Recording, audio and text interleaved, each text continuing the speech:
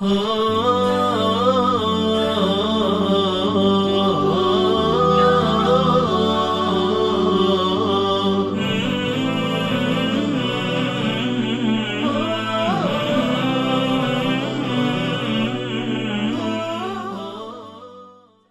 بالله من الشيطان الرجيم بسم الله الرحمن الرحيم Assalamu alaikum wa rahmatullahi wa barakatuh. Today is the 29th day of the blessed month of Ramadan, and for some this will be the last fast of this year. For others, based on the moon sighting confirmation, tomorrow will be the last day of the month of Ramadan. But whatever the case may be, let us make the best opportunity, the best usage of the time that we have available to us, whether it be 1 or 2 days in this blessed month of Ramadan, to try and make a change within our lives, to ensure that we have safeguarded ourselves and that we are, being able to be recipients of the divine mercy of Allah. In our tradition for today, in trying to reconnect to the Thaqalain, to the Prophet, to the family of the Prophet and the Qur'an, we want to look at a tradition that has been reported to have come to us from the commander of the faithful, Imam Ali, may God's peace and blessings be upon him, in which he gives us yet another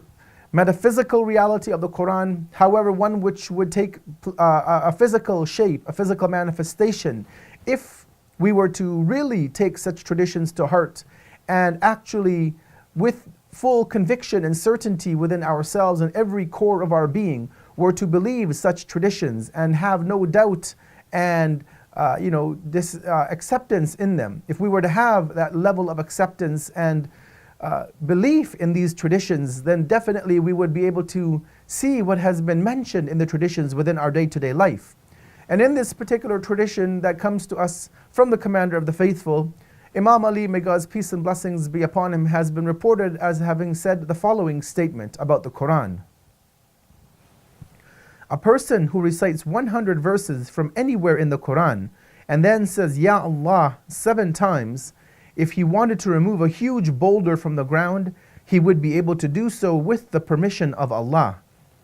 Belief in Islam is one thing. To say we are Muslims is one thing. But to have a conviction, a deep-seated conviction in our heart is something else.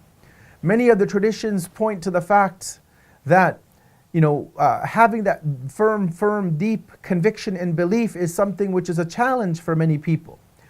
Traditions give us understandings of the ability to walk on water had we had deep conviction in the verses of Allah and in the belief in Allah.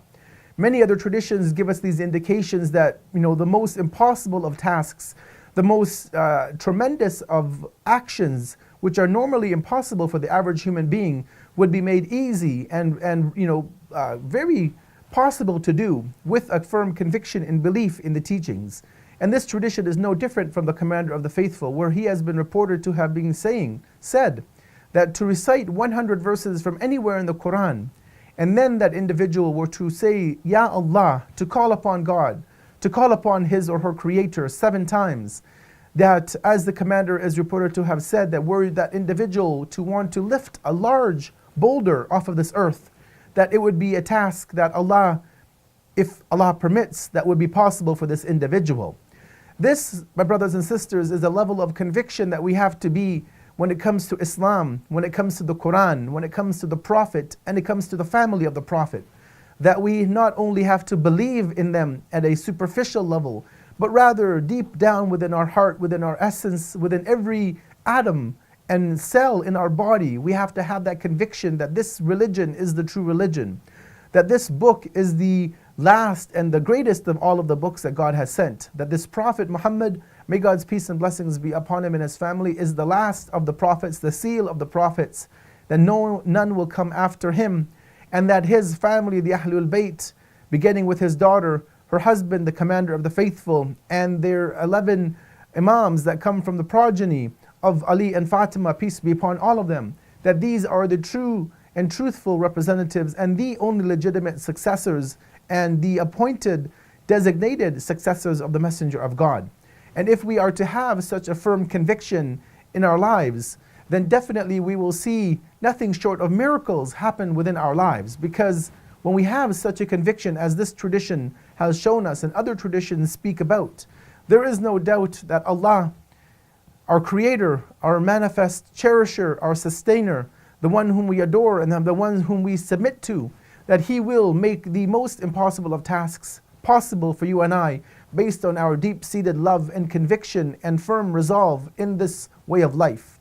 Wassalamu alaikum wa rahmatullahi wa barakatuh.